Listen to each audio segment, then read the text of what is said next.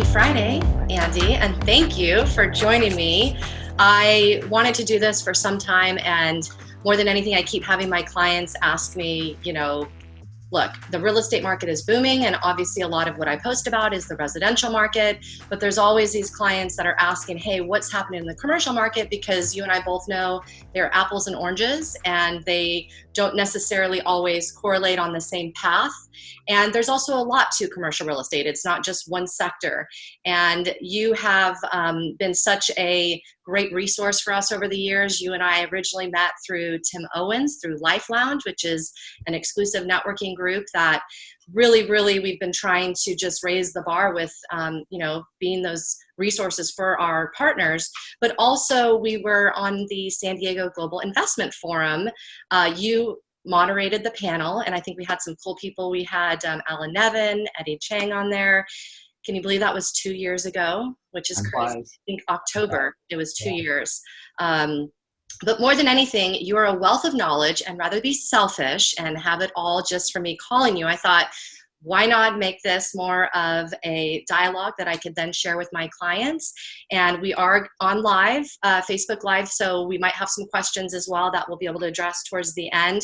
But more than anything, San Diego is an amazing place to stay. And one of the things I always admired about you and CBRE is, especially in your new digs, which are behind you, you guys had that amazing room with all those crazy flat screen TVs that you could really bring our industry leaders and business owners into a setting and really share every metric across this county and city, and just the visual and the information that you guys have access to is amazing. And that's what I'm so excited to get to share today. So quickly, before we get into kind of your pitch, tell us a little bit more about how long you've been in the biz, what areas kind of you specialize. I know you're head honcho, but share a little more.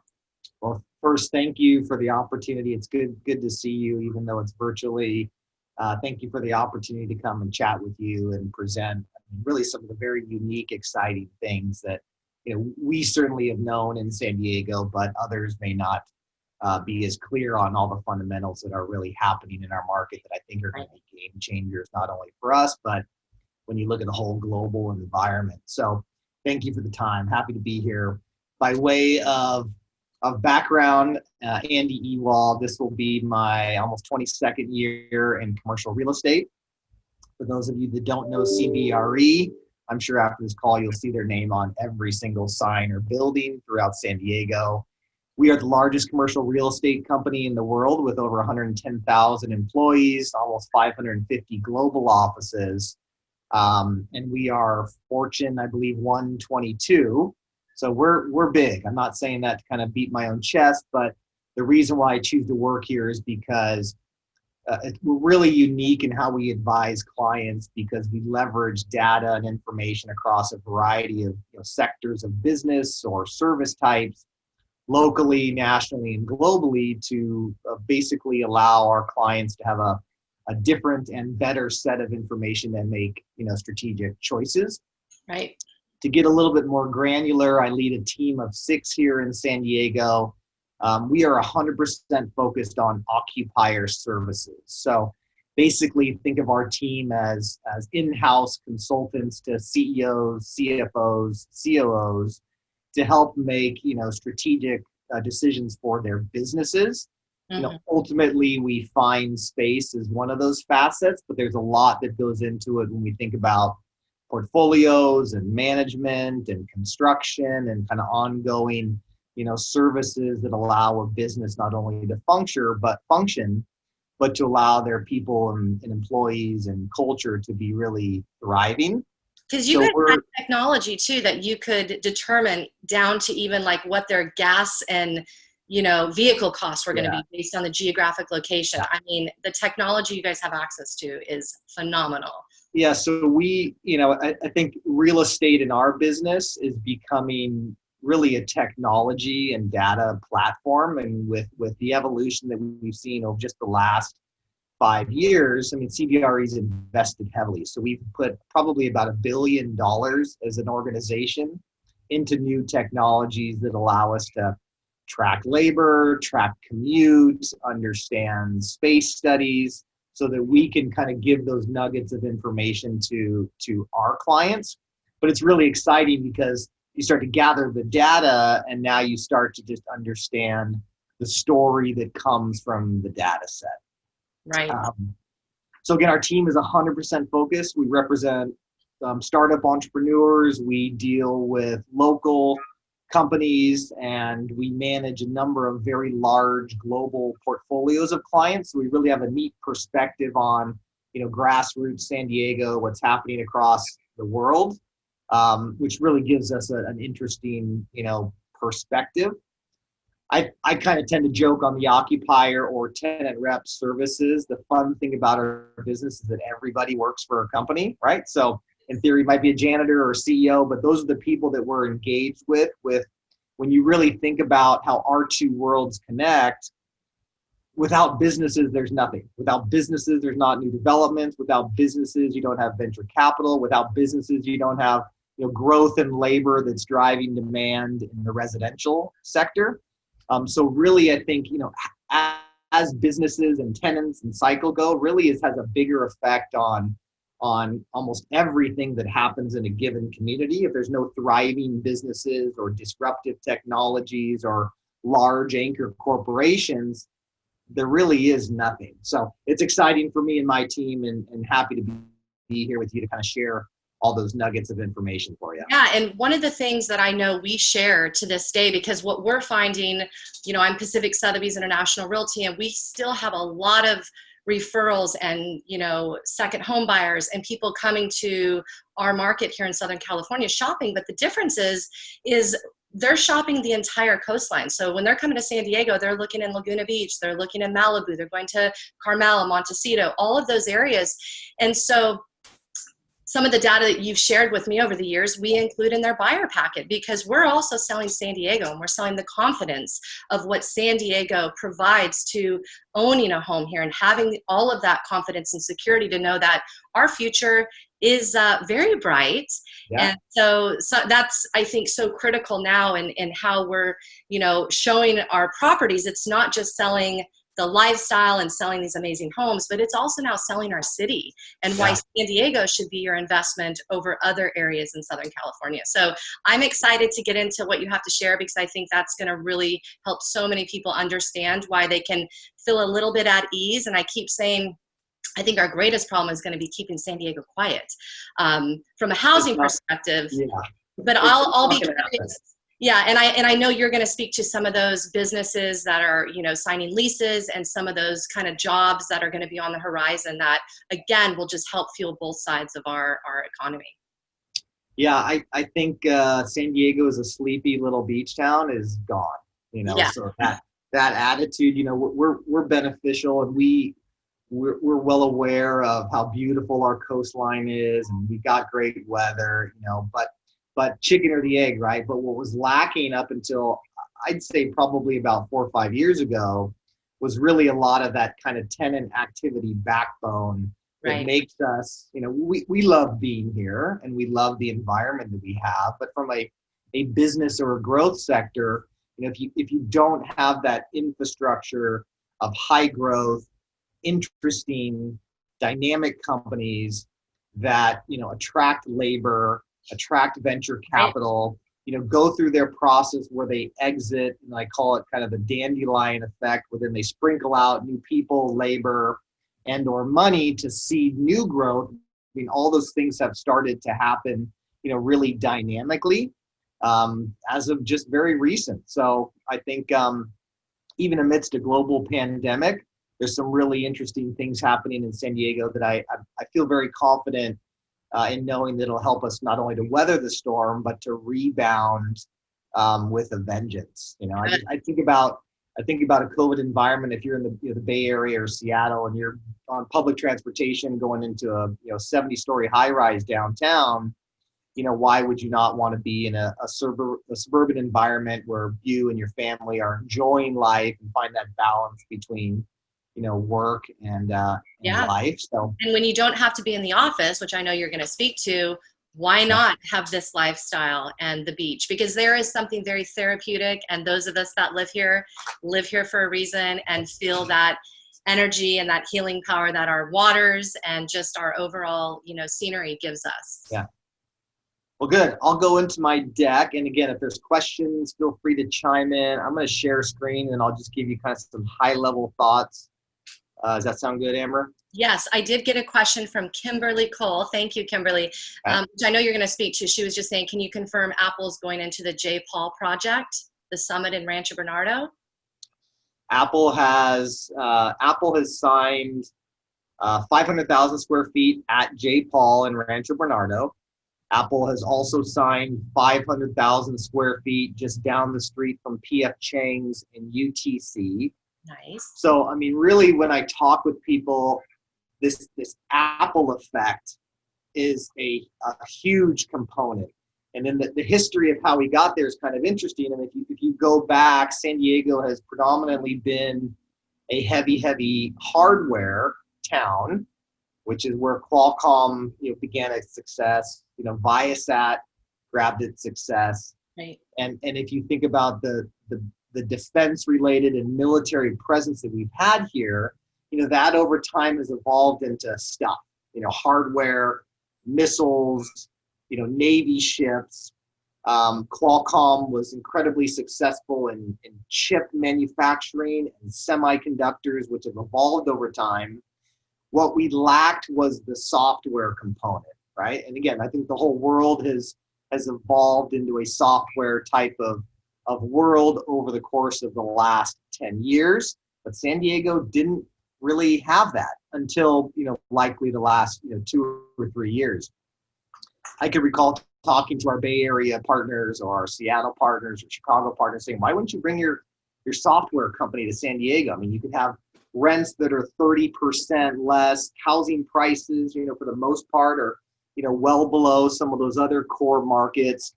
And they kind of laughed. They said, you guys are, you're bros and you're talking in your sandals and you're at the beach. And they really have kind of lost, I think, what is the interesting fabric of San Diego. Yep. To kind of jump around. I went to UCSD years ago, and that school over the course of the last 20 years, I mean, it's now ranked top 20 in the world from an engineering standpoint. We spit out more master's degree in engineering than Stanford and Berkeley combined. But what's happened is this, we call it a brain drain, where the majority of those people have left for flashy, high-end jobs in other markets. We're seeing that shift. We now have the infrastructure of the other companies here that are showing that young labor that there is a sustainable, group of businesses here, high growth with the ability for, investment exits. But you have to have a bunch. You can't just have Qualcomm and Viasat. You have to have a number of different groups that allow those engineers to be excited to stay. So yes, Apple is basically the contract that Qualcomm has with Apple, basically the chips that are in all the iPhones, that contract expires in 2 years. So Apple's big push for San Diego is twofold. And again, we don't necessarily know 100%. They're very secretive about what they do for work. But the main push is that Apple wants to make their own chip. And then Apple wants to then control the software that goes into the chip that ultimately goes to our phones, our internet. Kimberly, the other thing, really quick, she was asking if you think that Rancho Bernardo is going to become the new Sorrento Valley in terms of the build out of companies, et cetera. Are you seeing any type of increase in that?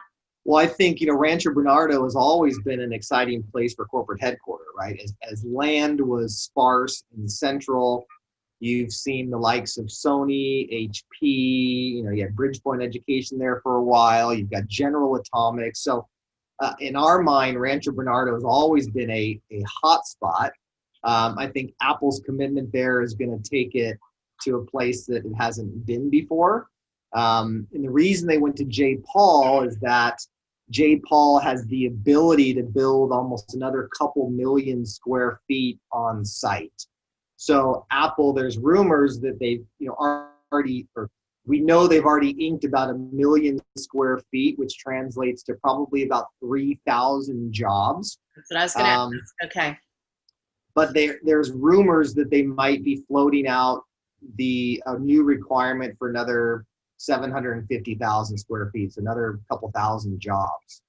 We also know that they, in the middle of COVID, I mean, the timing was unique. They went to many of their employees in the Bay Area and said, does anybody want to move, to San Diego and help set up? And I think their response was overwhelming. So I'm not to tell you what you're probably all seeing it, but we've not seen any slowness on the residential side.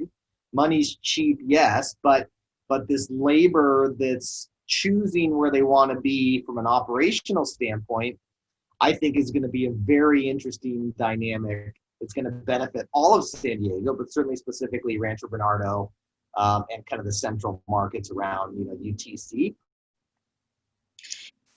Any other questions or? Well, and we can maybe get to this a little later because I know you and I were talking about, I definitely wanted to touch on the Manchester sell-off, but Rafael Perez, he was just asking, how will the shift of focus of the Pacific Gateway development at the Navy headquarters to a biotech hub impact the urban landscape?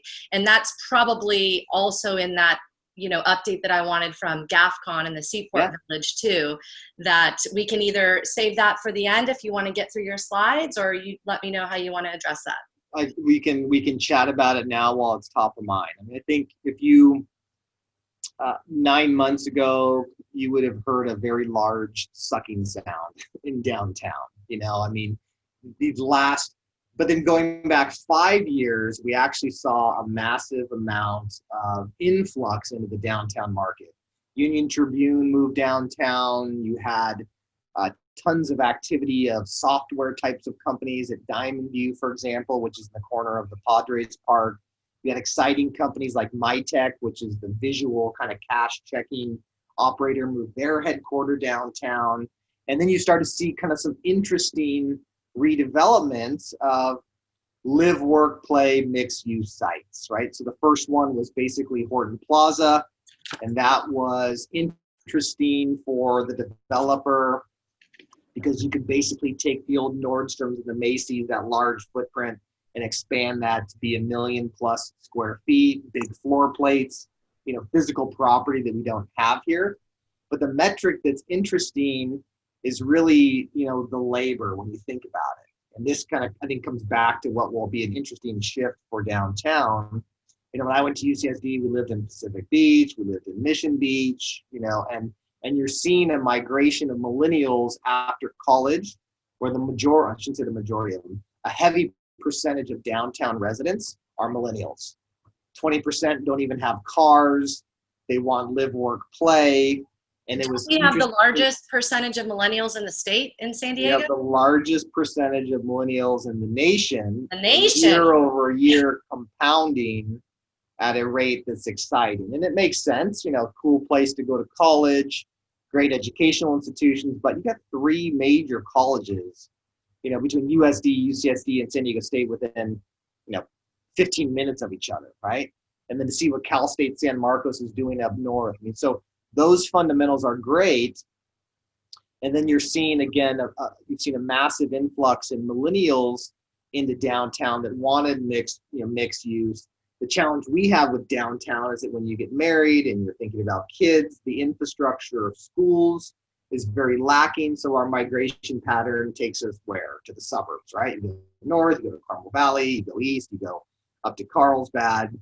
And so I think that, to get back into the real estate, that's been the challenge with our downtown market, where if you go to Seattle or San Fran, I mean, just think, we've got ocean view water space downtown that you can get for $3 to $4 a foot, where that's probably $10 in the Bay Area, $10 a square foot in Seattle.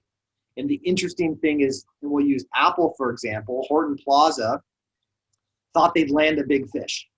Mixed use, you could expand, you could have retail.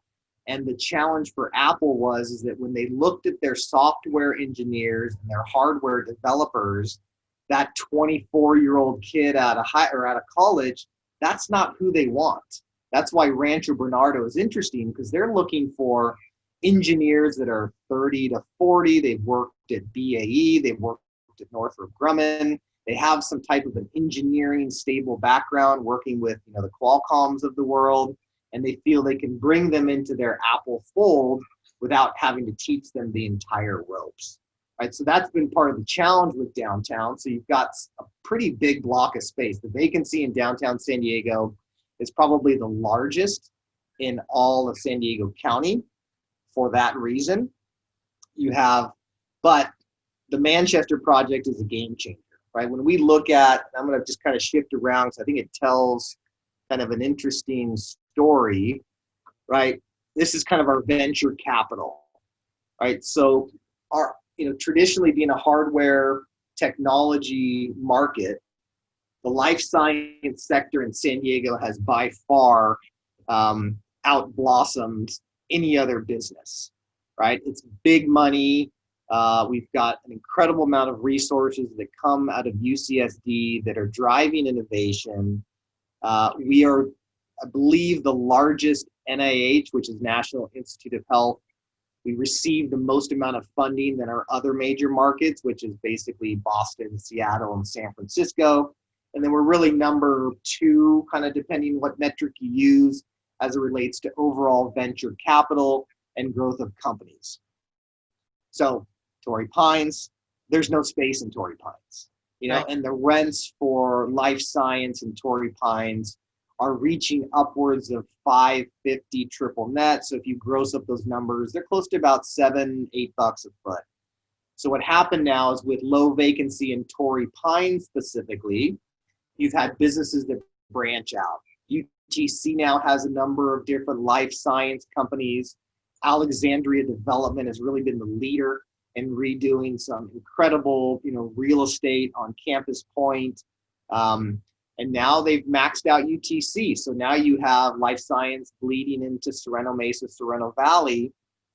The Carl Strauss, the old kind of tech center, as we called it, has now been purchased by Alexandria, and they have rights to build another 2 million square feet of life science space in Sorrento Mesa. The demand is crazy. If you're a life science company, you're looking for options 2-3 years out just to kind of put your elbows out and control space because it's so competitive. So now you kind of jump back to Manchester, which has just been announced that IQHQ has closed or is close to closing on that redevelopment, is really a game changer. And IQHQ, for those that know San Diego, used to be the old Biomed group when life science really started to take off here. Biomed, they sold it to Blackstone. A couple of their decision makers went to Alexandria and Kilroy based on a non-compete. And as of a year and a half, 2 years ago, they kind of got the band back together and have billions of dollars that they've raised from private equity and venture capital and insurance funds to start buying new assets in core markets. So their acquisition of Manchester's land in downtown, I think is an incredible, unique disruptor that we desperately need. Not only is it going to take that big driving force that I talked about with life science into downtown, the concentration of other groups that want to rub elbows or be close by with them. I mean, that's going to be an interesting driver that's going to bring other professional services, have an impact on residential, bring other technology companies into downtown San Diego. So their plan for, close to 1 million square feet with some mixed use, with some residential, on the bay in San Diego, it's a no-brainer. It's really going to be an exciting project. And then to your point, it spills right into Seaport Village's massive redevelopment, which GAFCON's doing. Now we're talking kind of a 10-year process, but Seaport will be renovated. UCSD is committing to new space downtown. There'll be a new harbor for GAFCON's project at Seaport. They're going to do some type of a space needle, you go up, rotating bar, restaurant. And then interestingly enough, there's a fault line that goes from Seaport Village kind of around Manchester's land. So the goal there from a planning standpoint, if you've ever been to Barcelona, is like a Las Ramblas type of environment where you can literally walk from Seaport through Manchester in this open space with retail, outdoor fun activities all the way up to Little Italy. And so that backbone for San Diego, I think, is going to be interesting to bring some other groups downtown. We've heard rumors they've got a pretty good tenant in tow that will kind of kick it off. No word yet on that announcement, but some of our internal bits of information say we would know who it is pretty soon. So, That'll be downtown, exciting. what's that? I said that'll be exciting to hear. Very exciting. What do you think that's out? That's what, another 7 years out or still a decade? Yeah, so it's a phased approach. I mean, they're working through the process now, and the build process. You probably have your first tenant, maybe in 4 or 5 years, and then kind of a starting phased approach that connects basically all the way to Seaport Village. So it's a long process, but that really is going to change San Diego landscape. And then what's interesting, which I'm kind of excited about, is if you go the other way. I mean, just think of Pacific Highway going into the sports arena. So sports arena, just there was some public news where there's a new developer that was selected, that their goal was to take the sports arena site, which I'm sure we all could get rid of some of the vape stores and some of the other shops that are kind of in that Midway district. I mean, where else in San Diego, if you think about it, is close to the water, close to the airport, close to the limited amount of public transportation that we have, close to downtown, close to all the schools. So that whole corridor that goes from, basically Little Italy extending into Midway, that's going to be a really interesting redevelopment too. And there's talks, the goal is to make a new stadium. I mean, sports arena just needs to be completely blown up and start from scratch. But you think about now Apple, and you think about life science, and you think about some of these new developments. If you had that cultural sticking point of maybe an NBA team or something else, I mean, that's a logical transition where you have the trolley now that goes to UCSD all the way downtown, connects to East County. The post office in Midway is redone. If you've seen the Ampersand building, it's the old Union Tribune building where they printed, that's been redone. So the fundamentals are there.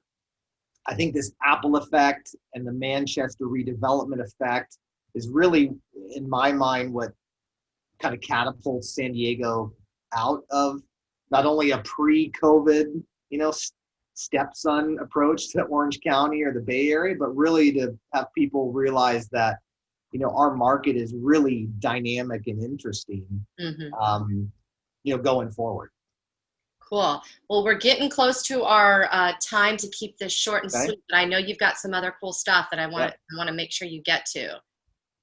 Yeah, so here's kind of another interesting thing, right? So COVID, I know one of the questions that you and I chatted about was really kind of what's happening in this market. And I kind of phrase it as the tale of two cities, right? In the sense of, if you're a traditional office user, everybody's pulling their hair out, right? Do we work from home? Do we need an office space? How much space do we need? So we're going to see a softening in the office market sector as businesses either shrink their footprint, allow people to work from home, but we're not going to see the bottom drop out based on Apple, right? And so when Apple comes to the market, what does that do? It raises a giant flag across the world that says, okay, well, what's happening here? And we know that some of the other big FANG companies, Amazon has been very active in San Diego, not only from distribution, but from some of their gaming divisions. Walmart Labs, which is trying to be the competitor to Amazon, is incredibly active as well too. And that's going to bring other Bay Area or large software, Seattle-based companies to our market. But as businesses, I think what we're saying is office space isn't going away. It's integral to your culture. Try to think about how to create a really flexible, dynamic environment for your team to still come into the office and collaborate. But the benefit of our life science business, the benefit of our manufacturing has really kept us in an incredibly, low vacancy, high demand, marketplace that's going to weather this storm and going to help us rebound dramatically. And I didn't even mention the fact that we piggyback off of Tijuana, and us partnered with Mexico as one of the largest mega regions, in the world for industrial and manufacturing, and then the technology and software or services that need to support that. So a lot of really exciting things. I'm bullish on San Diego. I want to be conscious of Me too. time, maybe pause to see if there's any other questions or just. Yep. What I can do, are you done with the slides? And I can Sure. stop sharing. Happy to share this deck with you if that. Yeah, and I'll get this out as well, because as many of you know, we are recording this, so we'll get this out for everybody. I know that Brandon White, who you know, he was just curious with regards to multifamily, and if we're going to see any opportunities, meaning is there a huge rent deferral that you're seeing, or people not, you know, I mean, obviously every industry has been hit a little different, and, you know, I have clients that own, you know, a shopping center, and you know, it's mixed. There's construction companies and there's a massage place and a hair, you know, and some have been open and some have been not open. And just how is that? What are you seeing? Are people still making their rent payments, or are we gonna see some opportunity there?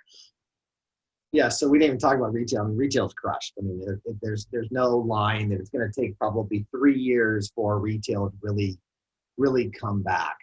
On a local and a national level, if you're an office or an industrial tenant, about 90% on average have continued to pay their rent, where it's the inverse on retail. It's about 25 to 30% that have paid their rent. And now you're starting to see a lot of these restructures on the retail side where, you know, we're at 25% capacity, half of the malls aren't open. You know, landlords now have finally started to get creative with tenants to ensure that their doors open and they're still providing, you know, some type of income to help support, you know, a retail environment. But if you're a retail owner, I think now is the time to think creatively, right? Find a new office company, you know, think of other services that are your non-traditional dry cleaners, nail salons, you know, think of maybe new office groups that might be a little bit more stable, ability to pay rent, don't have an impact on parking, but are still integral, you know, to that retail environment. I mean, we moved this office space you see, we're in the Westfield Mall, and we're one of the only office tenants. And for us, it's great. We get the benefit of the amenities. We also are able to kind of help out the landlord in a number of different ways. But retail is going to be tough. It's going to be a 2-3 year rebound. Be creative with your tenants, be patient because they're all struggling. But the moratorium come January, I mean, that's where we'll really see what happens. We don't think there's going to be any extension of the moratorium. Explain a little bit about that moratorium so, you know, the audience understands clearly what you're referring to. So basically the governor said that if you don't pay your rent, whether you're in a residential unit or in an office or retail unit, that, you know, typically the landlord has the right to evict you, right? And they can give you a 3-day notice to quit. The sheriff can show up on your door. They can change the locks, and all the property and the space or the apartment become, you know, property or assets of the ownership. So moratorium was basically that said you cannot evict those tenants that don't pay rent until January. No judge would even look at any type of an eviction notice. Now, if you're an owner of those assets, multifamily or retail, still get your paper trail, right? Still be sending eviction notices, still be making sure payment, you know, try to work with the company or the businesses so you have some type of cash flow coming from them. But, you know, come January, that changes. So we're anticipating, especially think of all the businesses in that retail sector or kind of general services or tourism or airlines. I mean, that's not coming back anytime soon, probably for another, you know, 12, 18 months. So I think what we're going to see is a ton of evictions on multifamily, right, where many owners are going to either evict the tenants to get out, or those tenants that are stubborn, they'll do cash for keys. They'll say, listen, tenant, right, I'll give you $5,000 to get out of the house. You have to do it in the next 30 days. If you don't, okay, I can't really evict you, or it's going to be a process, but your credit's going to be destroyed. I'm going to drag you through the mud. You're not going to be able to rent again. So that'll be an interesting dynamic that we see really in the first quarter next year that might shake up some opportunities for I think long-term multifamily is not going away. You know, workforce housing in our markets is not going anywhere. But that disruption might open up some interesting opportunities for developers or anything as it relates to on kind of the residential front of the business. Well, clearly we're going to need to have you back, because it sounds like we're obviously in our fourth quarter, but like you said, come January and then that first quarter of 2021, there might be a whole different horizon. So we're launching our podcast. I know you'll be one of my guests, and we'll definitely keep you in the loop, because I know not only am I really, really benefiting from this, but I know my clients and our partners also really, really appreciate your time. So thank you. I think we were just over 30 minutes, but again, truly appreciate it. And this was a lot to sink in, but I will get all of your information slide deck out so people can kind of look at those slides a little further. But thank you again. We're so happy we have you. Thank you for having me. Thank you for having me. Excited about San Diego, so happy to help in any way. I know, and have a happy Friday, and we'll see you soon. All right, take care. Thanks, Andy. Okay, bye.